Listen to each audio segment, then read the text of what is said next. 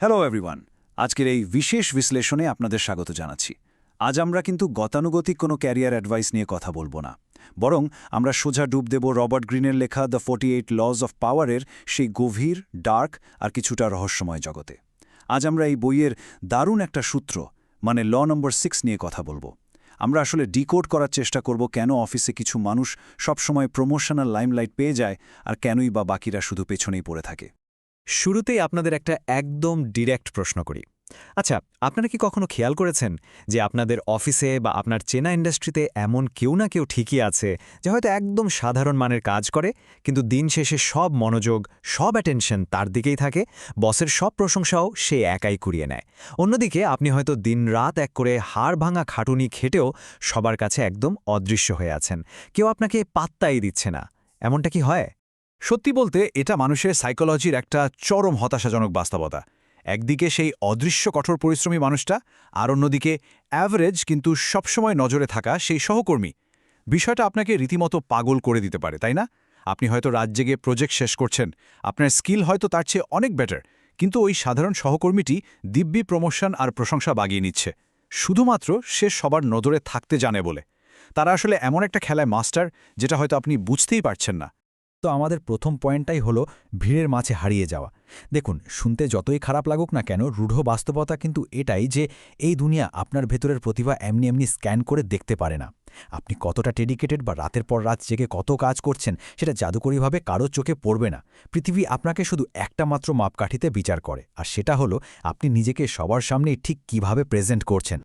ভিড়ের মাঝে লুকিয়ে থাকলে আপনি আক্ষরিক অর্থেই সবার কাছে অদৃশ্য হয়ে যাবেন। আসল ব্যাপারটা কি জানেন? আমাদের মধ্যে বেশিরভাগ মানুষই সবার সাথে মিশে একদম লো প্রোফাইলে থাকতেই পছন্দ করি। কেন? ওই যে একটা চিরন্তন ভয়, লোকে কি বলবে। আমরা অকারণে মানুষের চোখে পড়তে চাই না। কিন্তু আপনি যদি এই একটা ভয়কে আপনার ক্যারিয়ারের স্টিয়ারিং হুইলটা দিয়ে দেন, তাহলে আপনি নিশ্চিতভাবেই পিছিয়ে পড়বেন। আর আপনার চেয়ে কম প্রতিভাবান কিন্তু বেশি স্মার্ট আর ভিজিবল মানুষেরা ঠিকই লিড নিয়ে নেবে। আর এই পয়েন্টটায় আমাদের সোজা নিয়ে যাচ্ছে রবার্ট গ্রিনের সেই বিখ্যাত ৬ নম্বর সূত্রে, অ্যাট্রাক্টিং অ্যাটেনশন বা মনোযোগ আকর্ষণ। গ্রিনের এই সাইকোলজিক্যাল অবজারভেশনটা কিন্তু মারাত্মক ইন্টারেস্টিং। ৬ নম্বর সূত্রটা একদম সিম্পল, নিউট্রাল এবং সম্পূর্ণ নির্মম। তিনি বলছেন, যে কোনো মূল্যে মনোযোগ আকর্ষণ করুন। গ্রিন কিন্তু এখানে কোনো নীতিবাক্য দিচ্ছেন না, বরং ইতিহাসে মানুষ কিভাবে ক্ষমতার একদম চূড়ায় পৌঁছেছে এটা তারই একটা বাস্তব প্রমাণ। এই কথাটার গভীরতা একটু খেয়াল করে শুনুন। রবার্ট গ্রিন বলছেন, যা অদৃশ্য তার কোনো মূল্য নেই। কথাটা একটু ভাবুন তো। আপনার দক্ষতা যতই অসাধারণ হোক না কেন, আপনার পোটেনশিয়াল যতই বিশাল হোক না কেন, যদি সেটা কখনোই কারো চোখেই না পড়ে, তাহলে আপনার কেরিয়ারের পুরো গল্পে সেই দক্ষতার কিন্তু কানাকড়িও দাম নেই, জিরো ভ্যালু। ইতিহাসের দিকে যদি একটু ফিরে তাকাই, তাহলে দেখবেন সফল আর ক্ষমতাশালী নেতারা ঠিক কিভাবে কাজ করেছেন। তারা কিন্তু মানুষের মনোযোগ পাওয়াটাকে আক্ষরিক অর্থেই একটা অমূল্য সম্পদ বলে মনে করতেন। তারা সবসময় লাইমলাইটে থাকতে পছন্দ করতেন। এই অ্যাটেনশনটাই তাদের সবচেয়ে বড় অ্যাসেট, কারণ তারা খুব ভালো করেই জানতেন যে তাদের নিয়ে মানুষের মধ্যে যত বেশি আলোচনা হবে, তাদের পাওয়ার বা প্রভাব ততটাই বেড়ে যাবে। মানুষের মনোযোগ ধরে রাখতে পারলে যে কর্তৃত্ব বহুগুণ বেড়ে যায়, এটা তাদের একদম নখদর্পণে ছিল। এখন আপনার মনে প্রশ্ন জাগতেই পারে, ভাই বুঝলাম, কিন্তু এটা আমি নিজে আসলে কিভাবে করব? তো চলুন এবার আমরা নজরে আসা সেই কার্যকরী কৌশলগুলো একটু দেখে নিই। কারণ মনোযোগ পাওয়াটা জরুরি, এটা জানাটা এক জিনিস, আর ব্যাকগ্রাউন্ডে হারিয়ে না গিয়ে প্র্যাকটিক্যালি সবার নজরে আসার কৌশলগুলো অ্যাপ্লাই করতে পারাটা সম্পূর্ণ ভিন্ন একটা স্কিল। অ্যাটেনশন পাওয়ার এই মেথোডোলজির জন্য গ্রিন আমাদের একদম সলিড 3টি ধাপ দিয়েছেন। স্পটলাইট শুধু পেলেই হবে না, সেটা যে কোনো পরিস্থিতিতে ধরে রাখতে হবে। তার জন্য প্রথম ধাপ হলো নিজস্ব একটা সিগনেচার স্টাইল তৈরি করা। দ্বিতীয় ধাপ একটু রহস্য বা মিস্ট্রি তৈরি করা। আর তৃতীয় ধাপ হলো শুরুতেই হালকা একটু বিতর্ক উস্কে দেওয়া। তো চলুন এগুলো একটু ভেঙে ভেঙে বোঝা যাক। তো প্রথম বিষয়টা হচ্ছে সিগনেচার স্টাইল তৈরি করা। এর মানে হলো আপনার কথা বলা, কাজ করা বা নিজেকে প্রেজেন্ট করার এমন একটা আলাদা ধরন থাকবে যেটা মানুষ সহজে ভুলতে পারবে না। এখানটার মূল মেসেজটা কিন্তু খুব সিম্পল। আপনি যাই করুন না কেন, দয়া করে বোরিং বা একঘেয়ে হবেন না। আপনার নাম, আপনার কথা বলার টোন বা আপনার কাজের স্টাইলকে একটা ইউনিক ব্র্যান্ডে পরিণত করুন, যাতে আপনার কাজ দেখলে মানুষ 1 সেকেন্ডে বলে দিতে পারে, আরে এটা তো মুখের কাজ। দ্বিতীয় পয়েন্টটা হলো একটু রহস্য তৈরি করা।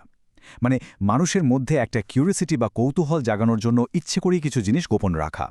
আপনার নিজের সম্পর্কে, আপনার কাজ করার টেকনিক বা আপনার নেক্সট প্ল্যান সবকিছু একবারে মানুষের সামনে খোলা বইয়ের মতো মেলে ধরবেন না। কেন জানেন? কারণ মানুষের সাইকোলজি হলো তারা যা খুব সহজে বুঝে যায় তা তারা খুব দ্রুত ভুলেও যায়। নিজেকে একটু মিস্টেরিয়াস রাখলে দেখবেন মানুষ আপনাকে নিয়ে অনেক বেশি ভাবছে, আলোচনা করছে এবং আপনার পরবর্তী পদক্ষেপের জন্য রীতিমতো অপেক্ষা করছে। তৃতীয় বিষয়টা আমরা বিখ্যাত শোম্যান P.T. বার্নামের একটা ফিলোসফি দিয়ে বুঝতে পারি।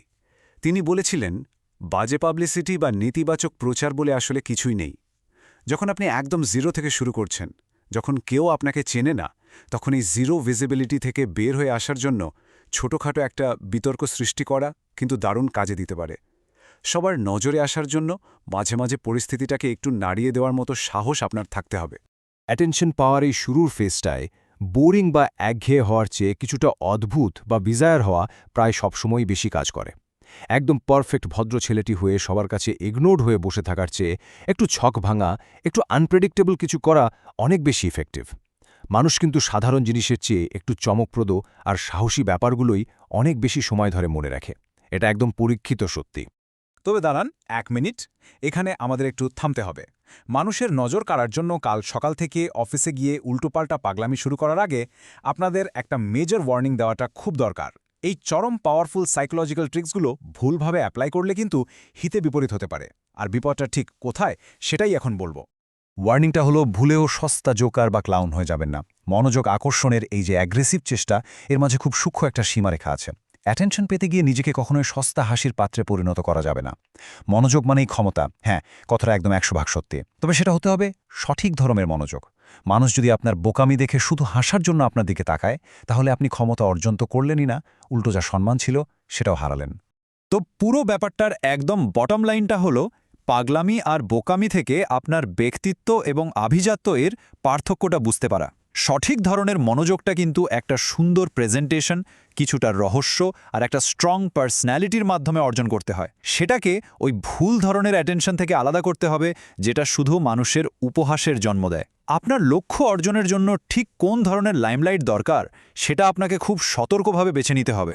আর এরই সাথে আমরা আজকের এই বিশ্লেষণের একদম শেষে চলে এসেছি। যাওয়ার আগে আমি আপনাদের জন্য একটা ডিরেক্ট চ্যালেঞ্জ রেখে যেতে চাই। প্লিজ, শুধু অন্যকে খুশি করার জন্য বা কনফ্লিক্ট এড়ানোর জন্য নিজের আসল যোগ্যতাগুলোকে লুকিয়ে রাখা এবার বন্ধ করুন।